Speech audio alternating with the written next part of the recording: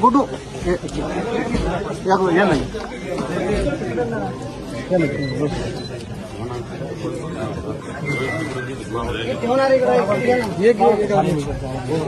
एक बाकी इकडे राहील बाबा.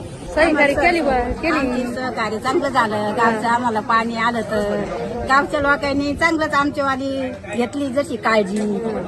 आम्ही शाळेत राहिलो, कपडे नव्हते, खायला नव्हतं, आम्हाला दिलं सगळं आणून सनी फराळाचं आणलं. नंतर तिथं पोहे आणले, भात आणला करून, शाळामध्ये बिस्किटाचे पुडे वाटले गावामध्ये. तिथं शाळेत ना आम्ही एकदम वल्ल्यात होतो.